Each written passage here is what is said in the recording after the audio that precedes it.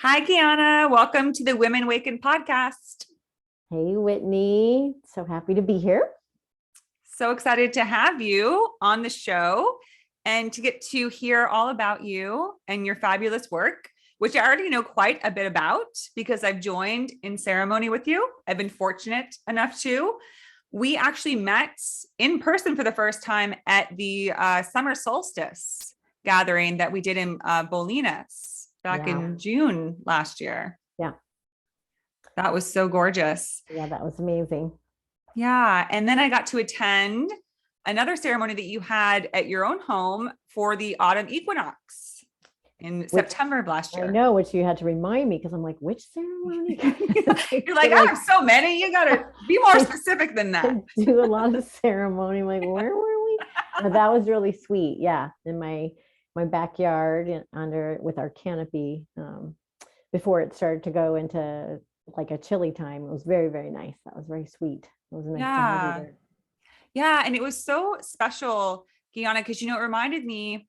So that was right before I left for my trip, my pilgrimage across the country. Mm-hmm. And, we often embark on so many things in our life, new beginnings, endings, grievings, these different things. And we sometimes we can just flow from one thing to the next without any sort of acknowledgement. And ceremony really allows you to slow down and give acknowledgement to something that is important, that is needing some sort of awareness to.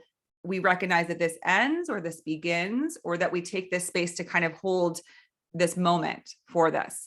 And, I love that ceremony because it really was an acknowledgement of releasing. It was so you do limpias, which is a cleansing, right? Mm-hmm. Yeah. So it's about like allowing energies to leave. And it just made me start thinking so much about what am I leaving when I go on this trip, and what am I looking for? What's my intention? And it gave me the space to do that. So I think that's why ceremonies are so important. And I wish it was more commonplace. Well, me too. I know, that's why I'm saying it, because I know it matters. It makes so much difference. And it was so wonderful you to be there, to have you be there at that time, because you were taking that time to honor that point in your life where you knew things were going to change. Yeah. You knew, and you also knew that you didn't know, because you were going on this road trip into the great mystery. You're like, I don't even know what's going to happen, which is really the truth about our lives all the time. Right. That we don't know what's going to happen, but especially when you're going to embark on a journey or a pilgrimage, right? Which that trip for you was really like a pilgrimage to like find yourself more deeply. And so I was so honored to have you there in that space with such a big intention of like, okay, I'm leaving, I'm taking off, and my stuff's packed up and I'm going. And so yeah. And so then with the solstices and the equinoxes, they actually create astrologically and, they cosmically, they create portals as far as the balance point that we just had. And you left in balance point in the fall for the autumnal equinox. And then we just had the vernal equinox. And so that was that balance point. And then with summer and winter, when we're going to the longest day, the day with the most light, in the summer, when everything's aligned. And then, original peoples, they built these incredible shrines to align exactly to these points of contact with the great beyond, what's bigger than us. And so when we do ceremony at those particular times, if we're able to do it in community or great community, as many cultures do, then everyone comes together in this huge expression. And yet we can still on our own, even if we're just at home in COVID lockdown, we can still honor in these ways with that alignment. And it creates like a portal of change. It's this like a cosmic transmutation time where you can really, it's almost like I view these points as, it's almost like you're looking into a volcano and you're just like dropping your stuff in there just to let it go, just like dropping into these big cosmic portals. So a lot can change at that time. It's very intense, and you astrologically, there's a lot of reports in that way, like, okay, you hold on to your hats, here we go. But it's great to do ceremony to ground us and to let those things go. And then also honoring the letting go process isn't necessarily comfortable or easy. You know, we can, the words are very, oh, just let it go. I'm just going to release what no longer serves me. But then when you really get into like, that means leaving my husband or moving out of my place, or I've got to fire that person that is so not helping me move forward. It's really a lot. And I feel like the winter, my experience of wintertime has been practicing what that is, really practicing that as well. And then watching other people. I mean, I think with your experience, I've heard you in your podcast and we're friends somewhat, and you're really going through your own personal journey and like releasing certain things like, this is a tall order. It's a tall order. And so just really honoring when we can step forward to let stuff go, just be so gentle and kind to ourselves. And be gentle and kind to other people, because everybody, especially now, we're trying to figure out how to reorient and be like in community again, you know, and that kind of thing. For a lot of people, some people just like kept going, but I've been more insular. I've been very hermity in my COVID expression. So I think many people have gone into hermit mode, but that can be a good thing, like you said, to go within and look at things. And Jnana, I love that you point out that you know, I think a lot of people do have this idea of this, it feels very surface to, you know, if we do like new moon rituals or what they are, and we say, okay, I'm going to let go of this. And then, you know, we think, okay, bye. Like you said, like, okay, I don't want to do this anymore. So now it's gone. But what I've realized is that when you speak your intention, you're giving the message to the universe that you're ready to truly change. And the reality is that change never comes without some sort of, you know, rumblings or shifts, and shifts are sometimes traumatic or they're literally upsetting what is to allow it to move on. And that's exactly what I found on my trip, where I was like, I'm going to go on this trip and I'm going to be a new person. I'm going to release this stuff. I'm moving into, you know, I was 36 and I'm like, this is going to be a totally new era. I'm moving into the next era of my life.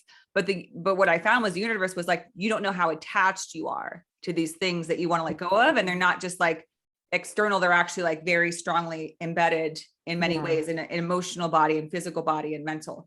And so it takes a lot to really shed them and let them go. It's not just a one-time thing. So that's why I think that ritual is also important, because one, gathering with others and knowing that we're not alone, because it can be scary, but also acknowledging the sacredness, but also the enormity of these things, where it's bigger than, it's in the cosmos, right? Like the cosmos knows about us, they know about our journey, and that we've been ever evolving for many lifetimes, and that, you know, that lifetime is meant for a certain amount of growth. And when we get to these pivotal points in this lifetime where there's a big one, it's important to have that awareness and recognition of, okay, you know, I need to be held for this. I need to give intention for this. I need to recognize it might be challenging and uncomfortable, that strange, unexpected things might come up.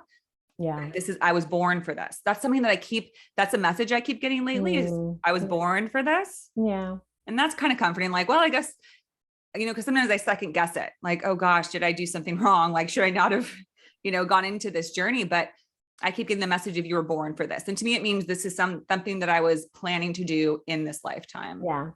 So maybe you're just getting started. I think so. Which is, I believe, why I've met amazing, incredible women like yourself, who it's no coincidence that you've held beautiful space for me in this challenging and tumultuous time of change and transformation. Because we're all helping each other. And I think now more than ever, we're coming together to help each other through this. Yes. And and to do it privately and personally at home. And then at the same time, right, we're on Zoom together, we're seeing each other and holding that space through, you know, for the past couple of years. Because before this, you know, I was meeting once or twice monthly in community in Albany, California, in this beautiful room at this community center, you know, on a church campus. And and doing, gong journeys and drum journeys, and then doing bigger expressions at this other place. And so to go from holding space in that community and being with all these people to being like, okay, we're just gonna sit at home and and talk more quietly, right, on our own, to our unseen realm, to nature helpers, trying to be in nature more, and really just being in the healing winds, of what the earth offers us every day. But that was a big, it was, it was a big shift. And when it was happening, I'm like, this is what's going on. I mean, technically, in the tradition that I had studied with, the Pachakuti Mesa tradition, it's Pacha means like earth or soil, and Kuti means reversal or churning. So basically, my teacher, Don Oscar Miro Quesada, at the time, had originated this tradition because it's been prophesied that this world churning and turning was coming, and now it's here. And it's like, and this is what it looks like. And just when we think, oh my God, it can't get any crazier, then it's like, oh, please. So oh boy, hold on to your hat. So and using these earth honoring traditions and ritual to ground ourselves, and to not feel alone, and not feel alone, not just with humans, but we, have a different understanding that we're not separate from nature, that we have a give and take, relationship. So that's my world, is like listening to the language of the universe through ritual is a great way to start having that deeper conversation and healing, deep healing from doing these rituals. Some of them super simple, some of them more. You were with us when we did the despacho, but you guys all did your own personal. Now I'm remembering, you guys did your own, everybody had their own little personal despachos, which is despacho is a Spanish word, means dispatch, but it's where these little food items are created and offered to the to spirit realm, like on a, we make a beautiful mandala decoration out of that. And then the energies of the foods feed the unseen realm. And by feeding the unseen realm, then there's an agreement, like, I see you and thank you. I'm so grateful. So I also call them gratitude bundles. And I was working at Albany Public Schools, and I was really teaching shamanism, but I just called it Earth Stewardship class, and Earth Stewardship. But I was teaching the kids all this incredible, shamanic work, and they were tuned in. They were right there. They could see it and feel it all the time because they hadn't had it just drilled out of them to unlearn it. So I think as grown-ups, there's no mistake at 36, and in the past probably 10 years, you've been more, yes, I'm here, or, it's beginning, and having these big physical expressions where it's like really putting you on your knees so that you can just say, okay, yeah, I'm gonna, take it all, and then here we go, and it'll make me stronger. That surrendering to, letting the body needing to come forward and do what it needs to do. Letting the, the emotions come through. That's what I've learned, is that it's all trying to work through you. So not trying to be afraid of it, or because we often, we label, a strong emotional expression as like a breakdown, or, that where something's wrong, but really it's just a release, which is very healthy. If we did more releasing more frequently, maybe we wouldn't have these deep, because I think in our culture, we tend to like hold things in, and we don't want to look at things until we absolutely have to. So we end up with this like buildup of why would we? Why would we look at that? Wow, we have so much to distract us, and so much else. It's very courageous it's courageous to look at our shadow stuff, to look at things that have happened. There's a lot of unresolved trauma. There's so much unresolved trauma, and yet sometimes it's just the resolution is in saying, okay, that happened to me, okay, and then I don't want to minimize trauma at all, but I think just Vanessa Stone is this incredible teacher, and she said, I went to and I sat with her for a weekend, and she said, anytime you are suffering and if you bring awareness to the suffering, just awareness, it changes. Oh yeah. And I was like, oh, that's so good, Yeah. and just the slight awareness, like same thing with the breath. Even if you just say, I'm going to notice my breath, it already changes because we brought that awareness there. Yeah. So gentler, instead of shoving and pushing, like, how can we just be gentle while we move through this Pachakuti, like together, all of us? And everybody's got their own Pachakuti going on. Major things are happening with so many people. Yeah. So honor your Pachakuti. on your and do and That sounds like a part of your body. I, Pachakuti.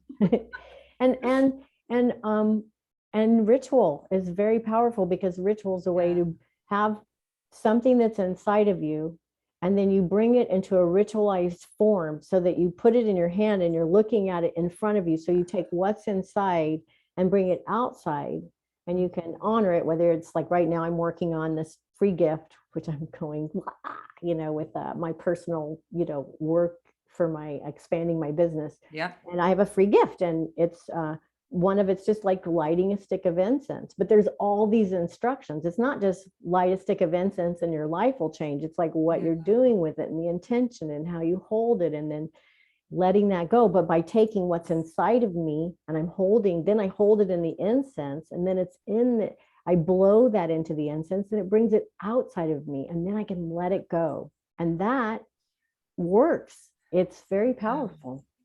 Yeah. So ritual. Yeah. And I just think I was so grateful to have been introduced to that. I remember back when I was younger, one of my friends' moms did a lot of this, and she would have a winter solstice party every year. And I just thought it was really cool, because they would we would get to eat cool food, and then have quiet time where we just sit around and set our intentions. And I was like, this is so neat. But I was a kid, and I just thought it was cool. I didn't realize what it was. It was a ritual that was occurring, and I was drawn to it even then. So, and then getting to meet you, it really brings me back into that yearning for ritual, to acknowledge cycles, to acknowledge the times of the years, of our months, our days, and really give intention to them. Yeah. And I also want to bring us back to the Gestapo. What is it? Despacho. I want to say Gestapo. The Gestapo, which is a gift, because I have to say this. So we had that ceremony, and then I went on my trip, and I brought it with me, because you had told me I think you told other people to that the next day to give it away or something. It was usually take it to a river. Because it was probably maybe the next day was actually the actual equinox. Yeah. Possibly. It could be part of their ceremony for the next day. Yeah. But because you were traveling, did I tell you just to take it with you and let it cook? Yeah. You were take it with you and let it go wherever you feel called. So I had it in my car, in my little, box that had incense and sage and all of that, and my candles. And I kind of forgot about it. And then one day I made it to Tennessee. This was in November. And it popped in my head, and I was going on a hike that day. And I thought, and it was going to be by a river. And I thought, well, I'll take it with me. And she said to let it go in a body of water. So I'll reconnect with my intentions and give that gift to the river. And we had tied the little thing together with a red thread. You'd given us some red thread. And so I was walking along the river, and I was trying to decide, well, how do I know where to let this thing go? And I saw a spot that looked easy to kind of wade into the water. So I walk over and I bend down to let it go. And there was a big tree next to me. And on the tree was a piece of red thread, exactly matching the one that was tying up my little thing. And I couldn't believe it. And it felt such a strong, message from spirit that was you're exactly where you're meant to be. Yeah. Oh man, that was really cool. and then that, that you had the awareness to, when you saw that, be like, that's for me. Yeah. That's a message for me. And those messages are everywhere all the time. Yes, but we just don't see them. We don't know they're for us because we're not connected to. That's right. Yeah. So I kind of feel like it's my job to help people remember what we used to do all the time. Yeah. Yes. So let's explore that a little more. Jnana, is, Sure.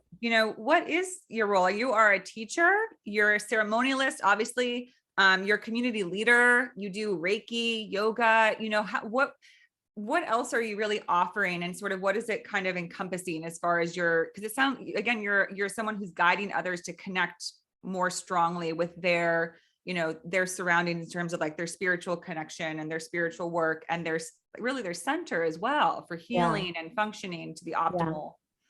Yeah. So thank you for asking. And also thank you for asking me onto this show. We kind of Of jumped right in. course. And I didn't get to Yes. say thank you so much for inviting me. It's such an honor to be here and kind of share my journey, which is becoming more crystal clear, especially through this wintertime process that I've been working on.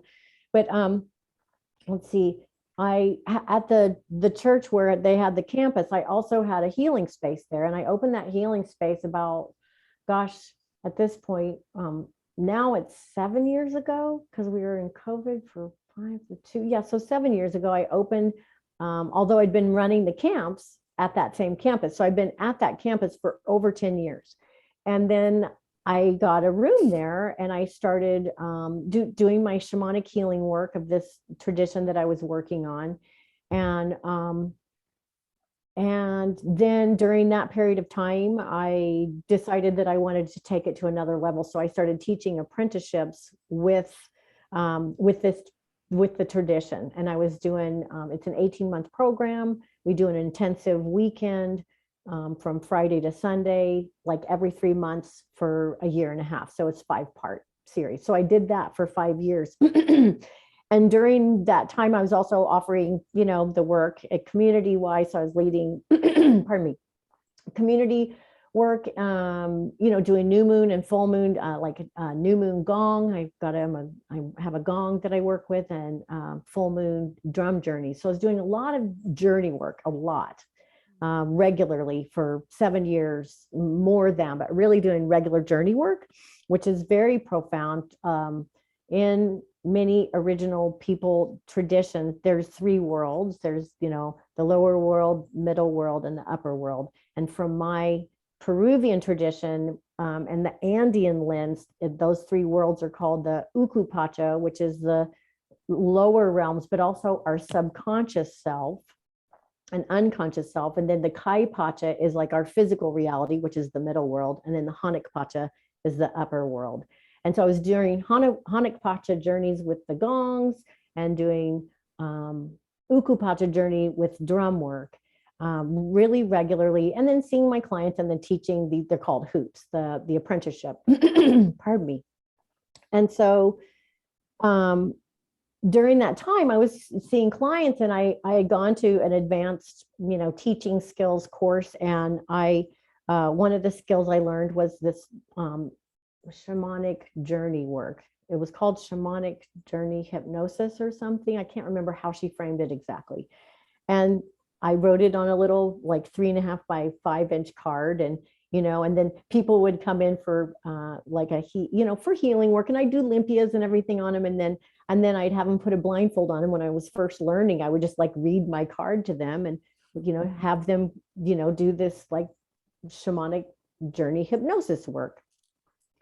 And then over time, I didn't need the card anymore, and I started really having this be the go-to, because really profound things were happening, to the point where I was leading people, and then they started, they all of a sudden they're like in a past life. And once that started happening, I'm like, I think I need some more skills. Like, I think I need help, because and I was doing okay helping guide them through it. But it was, several times people would come in and we would go into a past life, and I was okay with that, except for I was like, I needed more insight. But also what I really noticed is that this hypnosis work was very, very similar to journey work that I'd been doing for years. Plus I'd been doing the hypnosis for years, but it was with having a guide. And so now when I work with people, I'll say, I call it shamanic hypnosis, and that's what I'm doing now. but it's really it's a guided work, except I'll tell people, it's like, look, you're like on a motorcycle and then I'm on the sidecar. So I'm allowing this very client-centered work, but I'm holding that space for them to do this journey work. And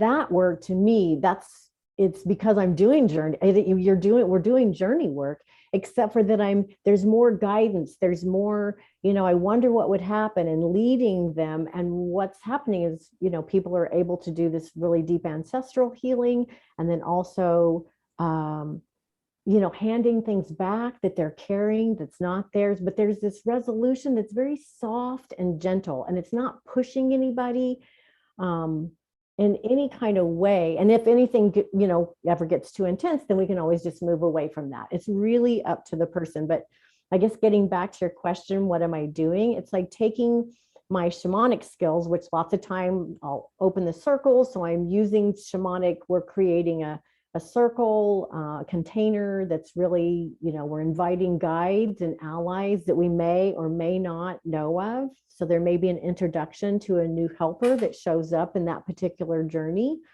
or working with, particular guides where people are familiar with them. And then that also would happen during the community-led journey works. Like that kind of stuff would happen anyway. But it's less intimate, I think, doing it in that group way, because people would share a little bit, but we didn't have a whole weekend to have people break off and talk about and kind of see things and that kind of stuff. And so anyway, so I'm just finding this work of my 25 years doing shamanic work. I'm really finding that it's just, you with the thread, right? You're exactly where you should be. Like, to me, the alignment of me, and then meeting the two teachers, Jen Catlin and Nora Knowles Young on the East Coast in Raleigh. They're my teachers. It's like meeting them so serendipitous, just like total serendipity, could totally fit them into, because I was going to go on a pilgrimage, and I could just it worked out I'd been looking for a teacher for a couple of years, and I didn't find, because I knew it was really special what I was looking for as far as getting certification for hypnosis, but being able to not dumb down any of my spiritual stuff, right? Because there's in hypnosis, there's clinical and spiritual. And to me, it's all spiritual, and I don't want to act like it's not. And it's fine if other people want to do it another way, that's totally great. But just knowing that I feel like it's all spiritual. It's all working with that deep, like our unconscious and our subconscious realms is that ukupacha. And it's so rich with places of growth and transformation and support. And it's beautiful. So I'm loving it. Actually, it's very exciting to have that, get the skills that I needed to add to my tools kit and really work in this way. And then also being able to do it in a group way too. So I can I don't think, did you come? I can't remember if you came when we did a Zoom thing, and just leading people in a group hypnosis way. And it really translates in this really beautiful way to be able to do it in a group way too. Yeah, it does. We did it back in February. It might've been for a new moon, or it might've been, it was for something going on in February. Yeah. But it was wonderful. Again, it was just one of those, just giving that intention and that space, it totally changed my day. Because I remember thinking, I wonder if I'll feel this, but I felt so different after the ritual, after the Zoom call, just having you lead us through that hypnosis. It was very powerful. Yeah, good. Yeah. And so that's really, to me, it's like, how can I help the most people? We need help right now. So how can I help the most people that want to be helped, that want to have assistance, and that want to grow and change. And I'm missing community. I'm looking forward to seeing what's going to happen as far as being able to do more stuff, outdoors or in a place where, because I think things are opening up more. But right. I've been just so insular. I've been super hermit, which has been really interesting.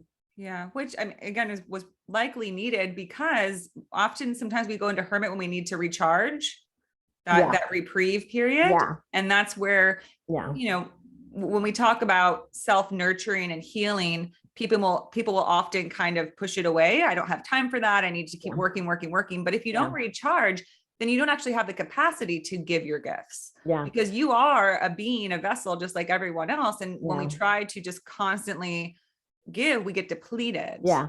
So recharging is just is as vital, if not most vital, so that we can help the most people. Because sometimes we think if we are on the clock the most, that's how we Yeah. help the most. Yeah. But no, it's when we're our quality, our Yeah. you know, the source of our nourishment is the greatest, that we're able Yeah. to truly help others. Yeah.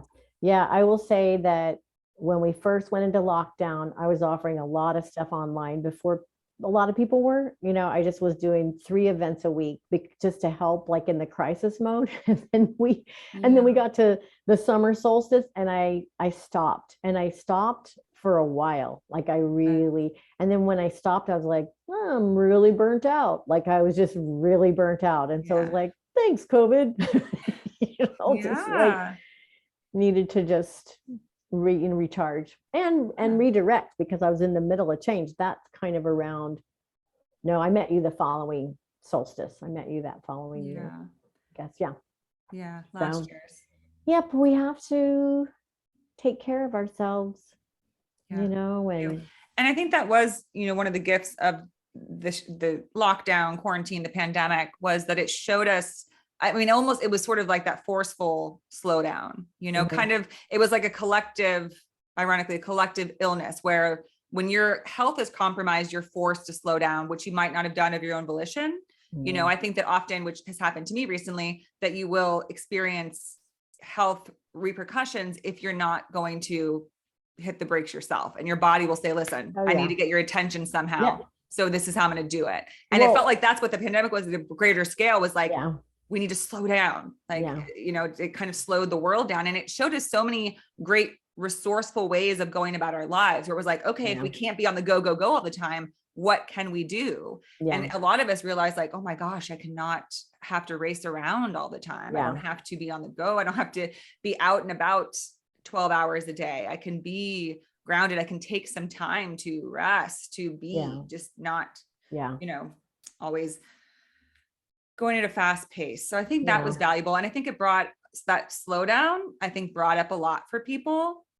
It Oh was yeah. interesting as a therapist, and I'm sure you see this in, people seeking ceremony, was that it kind of allowed things to come to the surface that otherwise were pushed underneath. I had a But lot that's of, the ukupacha. oh, Everything that we don't want to look at, that's uncomfortable or repressed or shame, or like I had a friend, he said, I'd always just take things and I'd throw it. Like I'd throw these energetic bundles. He goes, and then one day I threw it and it like bounced back because it was it's full. full. Right. And Nope. so, but it's like, that's that ukupacha thing where we push. And then it's like, I joke around and say it's the La Brea tar pits. I don't know if you've ever been there, like in Los Angeles, where Yeah, like, in oh, LA. that's a nice meadow. And then you go for a walk and there's big pockets of this sticky, ooky, mucky stuff. It's like it will eventually come up in some way, whether it's illness or coming out like of our mouths in this really unkind way, or depression, or some kind of dis-ease. Yeah. And so we had a global ukupacha like explosion, and it made me laugh so hard. I'm like, of course everybody's hoarding the toilet paper.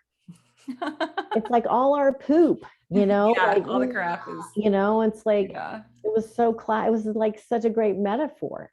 And it's like, you can have all the toilet paper you want, and that's still going to be there, all those dark shadowy places that we don't want to look at. So Yeah. And I think, like you said, it's only going to keep escalating in that direction, that we're going to keep having this light shown on the reality of the dark underworlds. Because as you said, there's 3 worlds. So isn't it the spirit, the physical, and the lower worlds? yeah, the ukupacha, the lower realms, is like the subconscious and also the unconscious, which I'm really having a different relationship with now, which is where our unconscious is actually working for us in this. It's my opinion, because I'm seeing it in my own personal experience. where I will not, I won't do, I'll do something, quote, unconsciously. And then the next day it's as if I set something up for myself that's actually medicine. You know, like I'll unconsciously, I have a specific thing in mind where I kind of moved these medicine pieces that are on my altar by my desk. And then the next day I talked to this woman, and she and I got to talking about the importance of our medicine pieces. And it's a longer story, but like the abridged version is, the day before, I just happened to do this very frivolous thing, and I wasn't even thinking. The next day, it was a complete teaching for me and this other person. Yeah. And so getting back to the ukupacha, it's like they're all the kind of not the point of ceremony. And I think it's one of the things we're going to talk about is Aini, which is sacred reciprocity. So Ayni, Aini means sacred Aini. Reciprocity. Okay. And it's an Andean term, and it's really about keeping the worlds in a balanced way.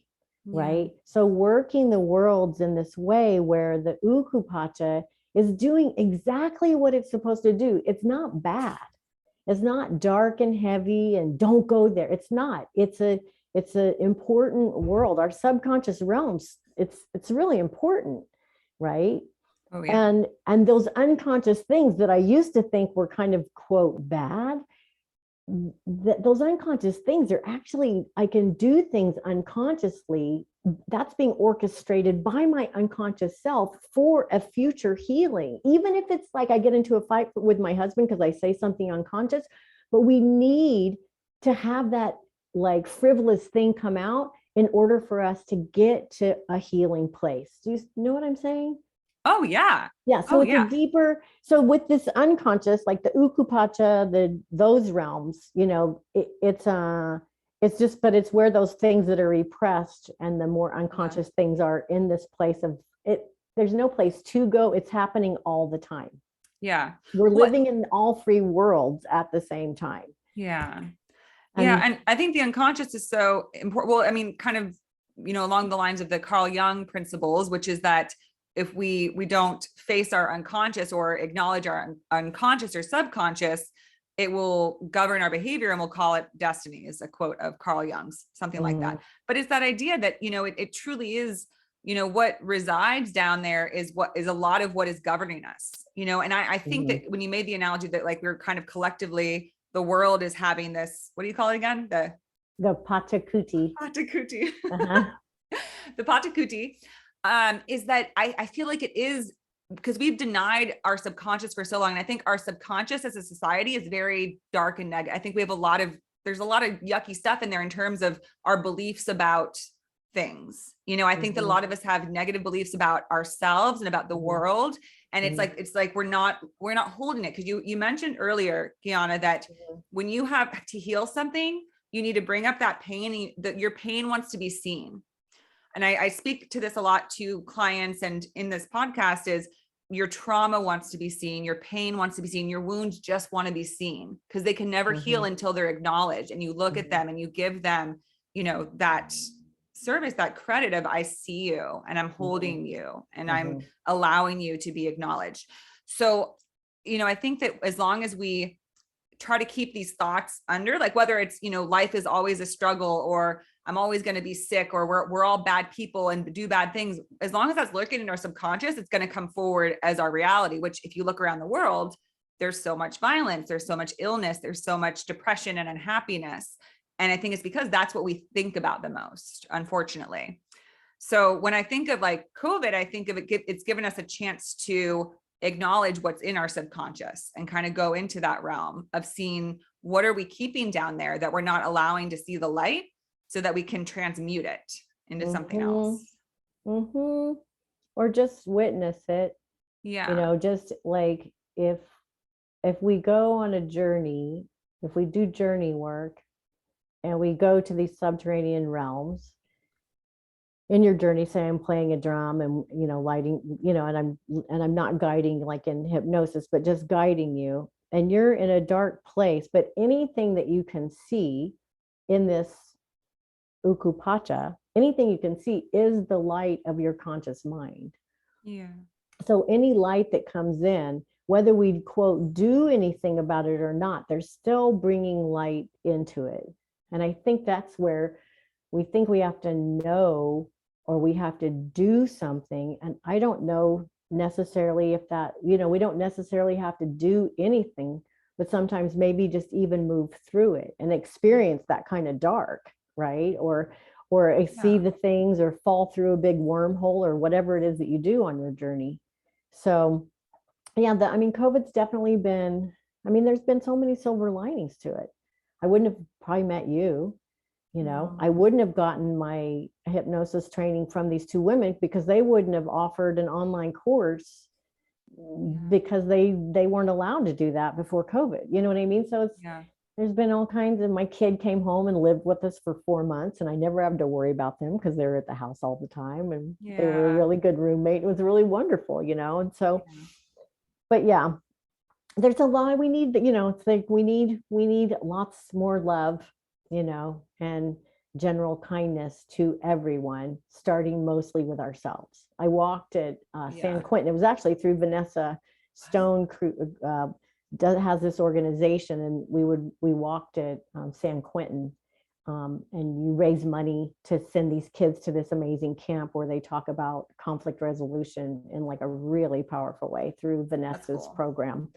And any prisoner that I walked with, most of them, they would be like, a few of them are like, you can't even believe how I grew up, like it was so painful, just like, and they were awakened, like they were awakened. This is an awakened program, living, like working at the prison, but it was like, acknowledging what they did. Like, I didn't, you don't ask them what they did, but they're at San Quentin. It's not good, and it was very powerful though, because they were just like, they're wounded. And that's where, it's just that unresolved trauma creates drama, like a lot of drama and pain. So and their pain wasn't acknowledged or seen. And I think that that's what happens to so many, is that when nobody acknowledges that and says, I see you, I see that you are hurt, you're hurting. And anything that's hurt is going to act out.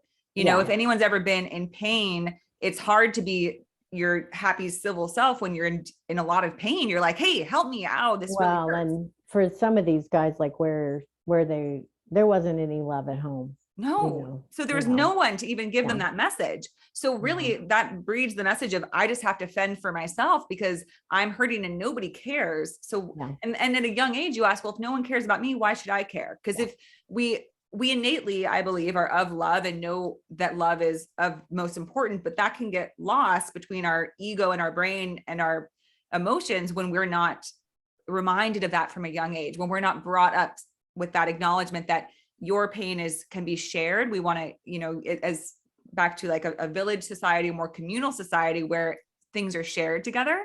Whereas so often now we're so isolative. Everything feels so, you're alone in this. So I think that, like those people in prison, when you're young and you don't get that message that you matter and that your pain is important and should be seen and healed, that, how would you know not to treat others in a certain way?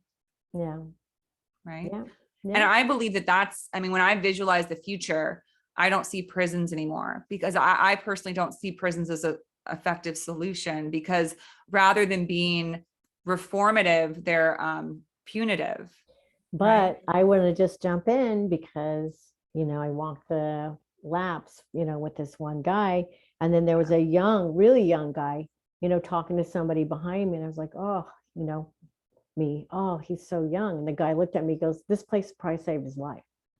You know what I mean? So it's like, it's just, and I was like, oh, because I had this idea of, oh my God, and he's like, no, it probably saved his life because of the track he was headed on out there. The fact that he's talking to somebody in this circle, which is a group of awakened prisoners that are doing this prison walk to try to raise money for these kids who are going to work with, Right. So it's But just, again, I mean, I hear what you're saying, and then we can get into the patriarchy and we can get into the divine and like trying to find that balance, right? yes. Between, because it's, Well, I mean, I think that he was lucky to get into that circles, but from my understanding of what prisons look like on the inside, those aren't the prominent circles. Often you hear about people who go into prison and come out a lot more jaded and involved in, the circles of gangs and drugs and all of that, because yeah, that's a lot of what they know. That's why I wish there was more messaging like this group that you got to work with, because that would be wonderful.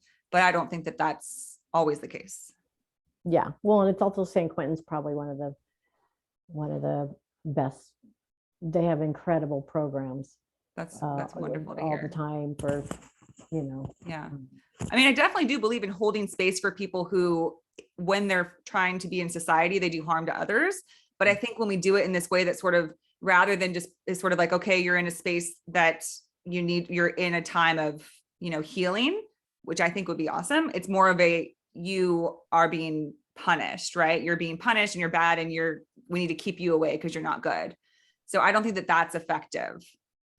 But I think that a place that's for helping people to heal is wonderful. I'm with you 100%. Like if people like you worked in prisons, that'd be great. I think that's what prisons should be, is just like doing a lot of, I mean, to each their own, right? You don't want to force people into a certain mindset they don't jive with, but just some sort of essence of, let's help you speak what happened to you. Let's help you be acknowledged and seen for what you went through so that you can make the most peace. Because I think everyone can agree with the notion of making peace with yourself so that you can just experience life to a greater, Yeah.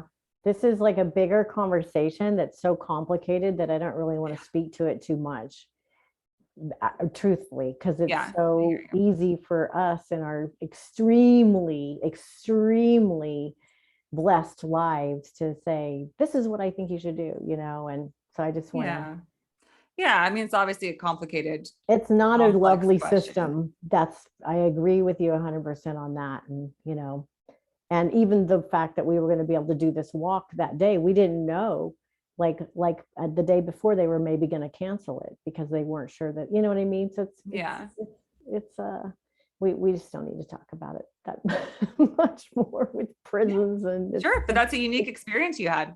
No, it was very powerful, and just showed me, that place of that deep, wound, like so many wounded people, and then they were just like incredibly powerful. Like the men I walked with that day were just profound, really profound. So I was lucky to be able to do it, so. Yeah, that's great work. That's great work. So are there some other unique places that you've been able to take your ceremony or work or? Well, I will say my like most honoring ceremony that I did was I was hired by, at the time, the president and CEO of Noetic Sciences uh, in Marin, and or actually it's in Novato or Sonoma. And Edgar Mitchell is the originator and the founder of Institute for Noetic Sciences in Sonoma. Is this Sonoma? I think it's Sonoma, over by Novato. And so he had died, and I was asked to do it. So we did this really big despacho ceremony for him, and that was like such a beautiful thing to be able to do, because Edgar, when he went to the moon and he did all his work, and he was totally a scientist, like always, like he's an astronaut, for the love of God. He's an engineer. But when he was done with all his work and he was in a pause, which is very potent time, he was in this pause and he had this total samadhi experience of oneness, and it blew him away. And he ended up coming home, and that's what inspired him to create the Institute for Noetic Sciences. So it's such an honor to be able to create that ceremony for him at his memorial weekend. So that was definitely a special time. And then just working with a bunch of kids and teaching kids how to do despachos, and working at Esalen and with Suze Allen, who's a writer. She and I did a course called Women in Transition, Climbing into Your Authentic Self. And just bringing ritual, just weaving ritual into writing and action and yoga, and just having, being able to put that in there and watch people bloom and change and let go and really, bring it in. So, yeah. That's so cool. You worked at Esalen. I'm right near there now. I've been staying in a Carmel. So spend a lot of time in Big Sur. Nice. It's beautiful. Yeah. I wish I would like to go back there. So see if I can dream that one in.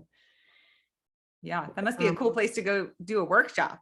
Yeah, it's really powerful. I mean, the land itself is incredibly powerful. And I kind of feel like this gets back to nature spirits, and I believe people think they're going to Esalen to do a workshop, but really I feel like it's the land's calling them, because the land there is, and the waters are incredibly powerful.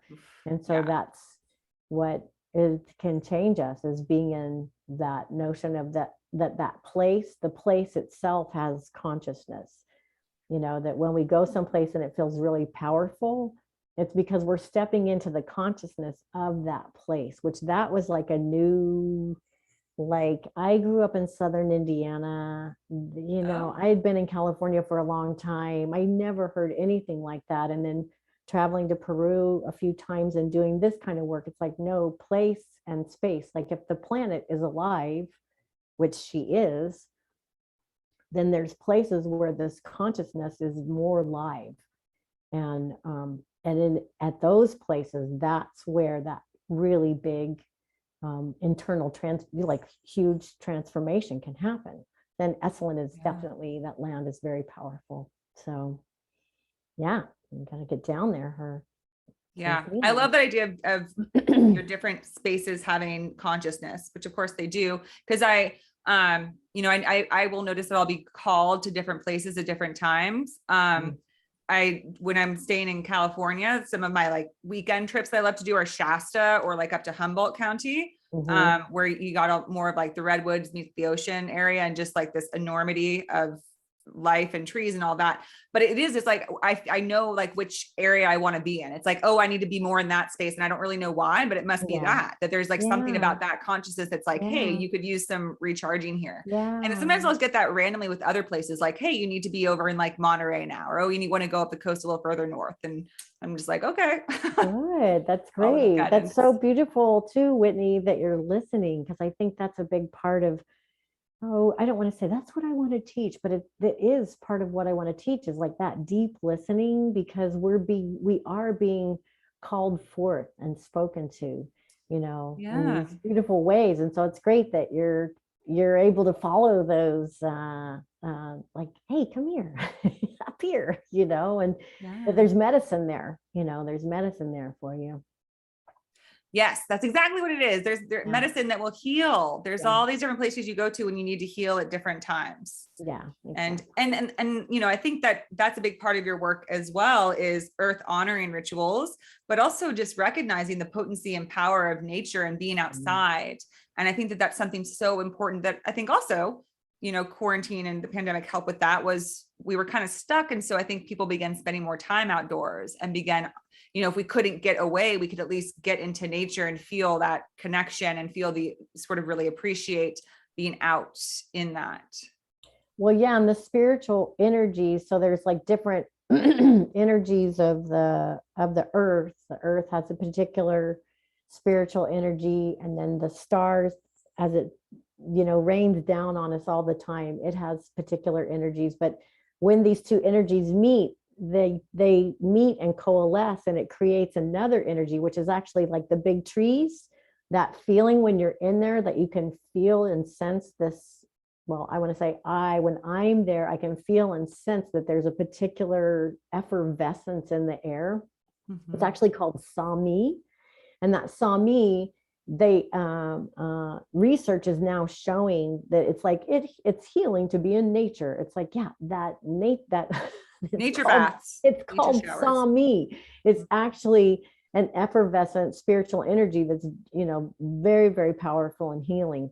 So more nature as much as we can, even if it means just going outside. Also, just like a really simple ritual, just to like share with anyone that's listening is, just going outside every day. Like, how different would your life be? Even if you live in a big city, but you maybe touch a tree. But if you're, if you have a backyard or a side yard or something, you go out and you just put your hands on the earth and just take 3 breaths and say, thank you. Just thank you. Because without the earth, the earth, she gives us everything. So just thank you. Yeah. And you can also say, please help me. If you feel like you need help, just thank you. Please help me, and just maybe leave some kind of little offering, like a pinch of tobacco or a little bit of cornmeal, or there's a flower someplace and you make a little decoration or something. But just that notion of connecting in that way with that earth energy and saying thank you. There's not very big stuff that if we do these tiny actions, if we do it consistently, it can change your life. It changed my life. Yeah, mine too. Mine as well. My life is very different than I think back, because I spend so much time hiking and being in nature. And I think to like 10 years ago, and I'm like, I don't remember going on a single hike. I don't remember connecting with nature ever. Like, what did I think about? I spent a lot of time in bars though, 10 years ago. So it was a very different mentality in my 20s and back in the day. So, but then a shift happened and I just wanted to be in nature all the time. Well, it's also when you're in nature, because I see a lot of people in nature, but they're cutting through nature. Yeah. And so it's like, can you be in nature? Can you just take a moment, like before you do your big run or ride or hike or whatever, can you take a moment and just touch a tree or touch the earth and say thank you? And maybe ask for permission too, like, thank you for allowing me to come through here. I'm so very grateful, right? Because we cut through, we take advantage. It's like without a thought that we're moving through these really, a lot of it's really sacred space. So just awareness of that it's alive. It's like it'd be as if somebody just starts like running through your house and you're like, what are you doing here? And they're like, well, I'm just getting to the back of the house. It's like we're moving through these areas that are, it's alive and it's a space and a place, and just acknowledging that,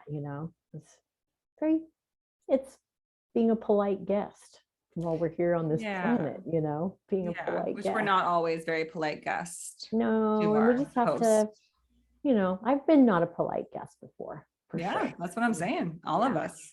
Just waking up to it and just acknowledging it and seeing how I think having more consciousness about how we move through the day is helpful. I think about that a lot with like how I eat, because I can notice that like I just grab food and slice, and I've thought more about taking that time to be thankful and really mindful about like what went into bringing this food to me in front of me.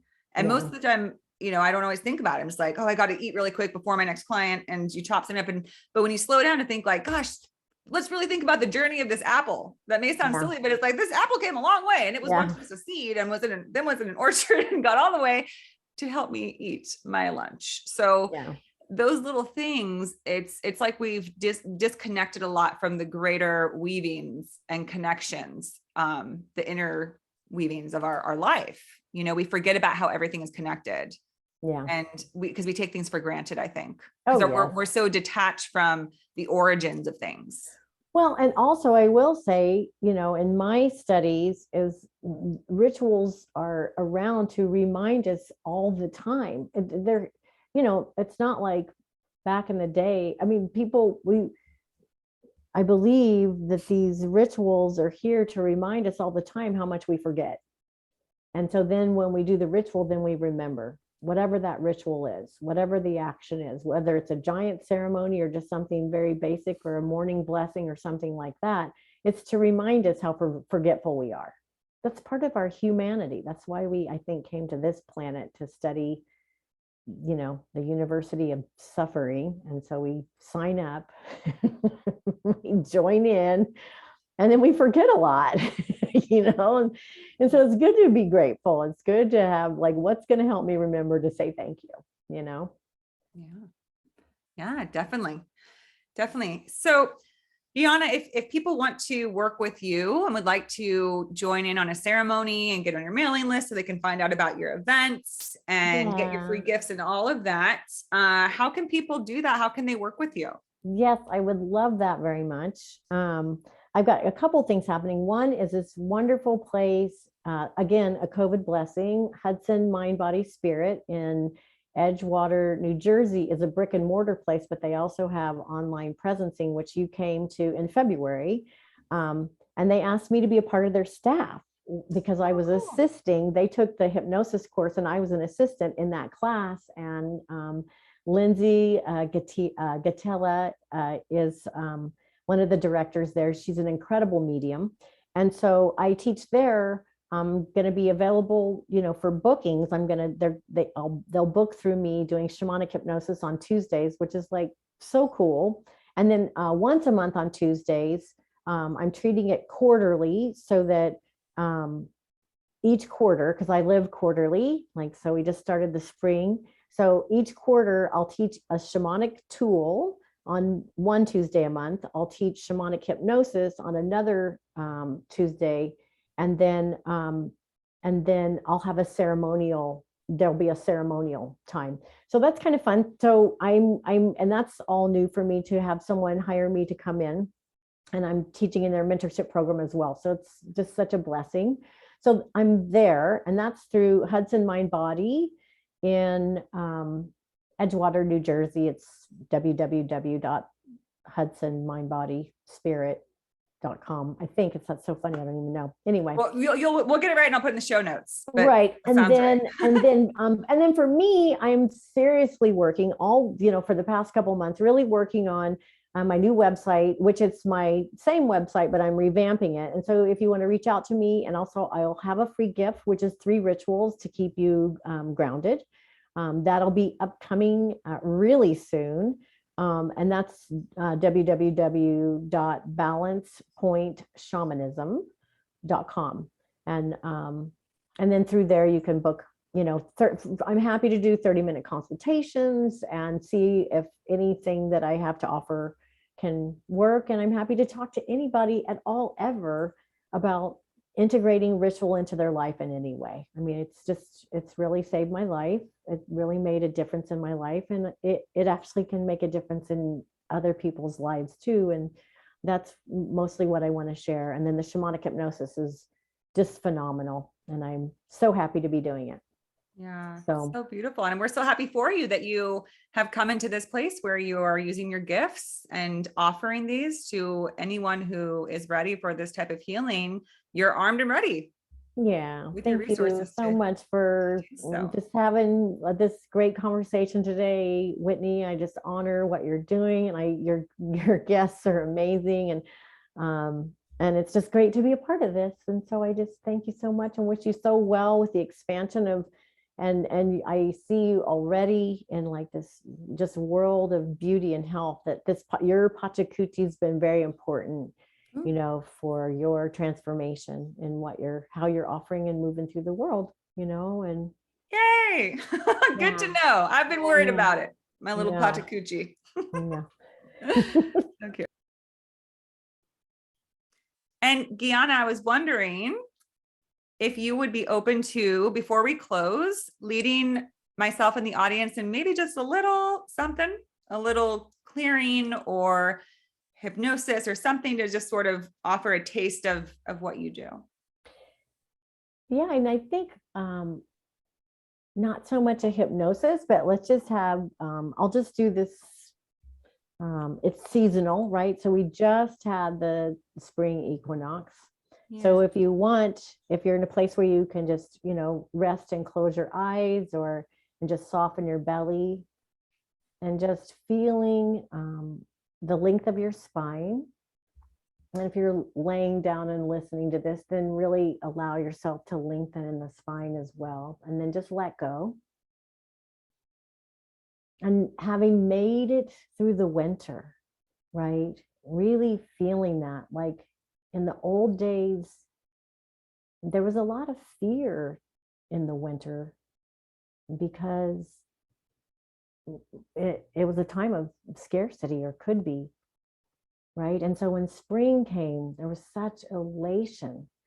So just taking a moment, you may want to just put your hand like on your heart or near your heart and feeling into this place of the winter is behind me now. The winter is behind me.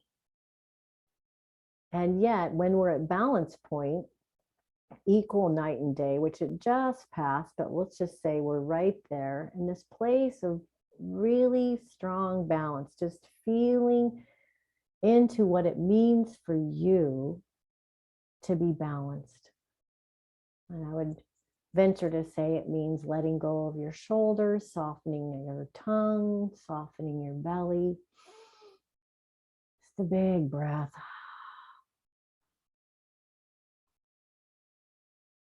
And imagine yourself as you are in this moment, but you look forward, because we'll just say we're going to live seasonally right now. You look forward, and you look forward to the summer solstice, where the longest day is with us. And there's so much light. And that you've thrown forward into the future, he or she turns around and looks directly at your heart. And just allowing that visioning of your future self open, free, balanced, fully to all your humanity.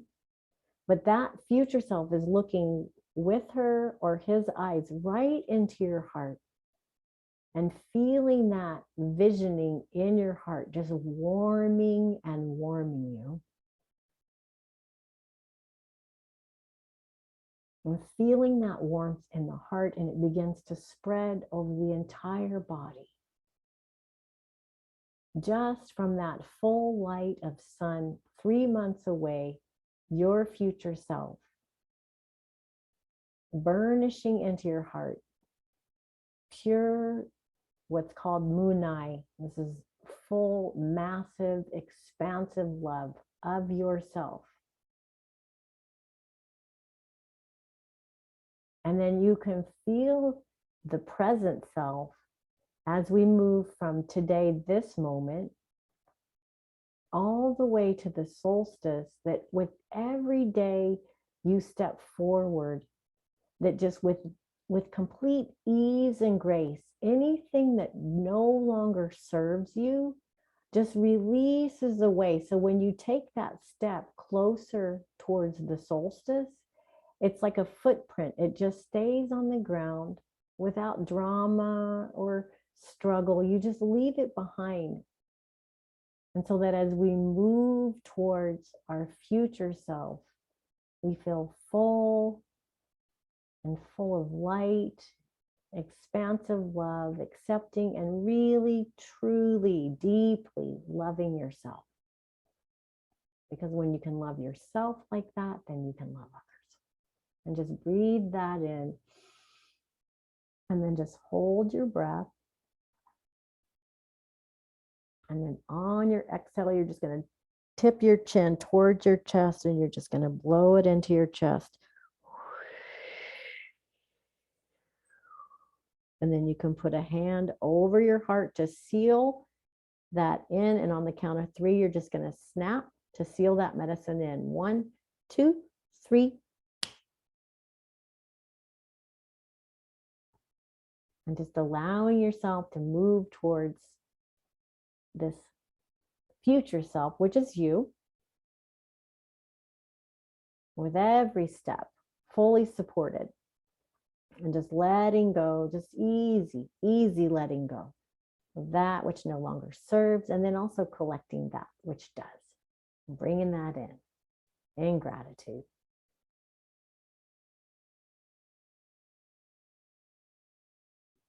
Beautiful. Thank you so much. You're so welcome. That was lovely. I feel that medicine in there. I love that future thing too. Like that's a really good, it's like when you're having a rough day, if we can throw ourselves into the future and turn around and like, it's like we're waving at ourselves, like, you're great. Keep going. It's hard. You're beautiful. Come on. It's You got very this. helpful, right? Yeah. It's super helpful. Yeah. So, And I think what can also help to allow to see the value of that is to think of who you are now as the future self to yourself 5 years ago, and think about what you would have said to that person back there. You know, probably the same thing. Yeah, you're okay. You made it. You're going to be fine. I'm here now. I'm fine. So when we look at our future self, we can know like, okay, they have that wisdom of the future and encouraging me in the present. And they're here with us. They're supporting us. Also, when we talk about listening, I sometimes listen for my future self, who's kind of telling me like, this might be something you want to consider, or you might want to reconsider this. And they're there offering some direction. Yeah. It's very dimensional. Yes. Yeah. Well, Jnana, this has been such a fun conversation.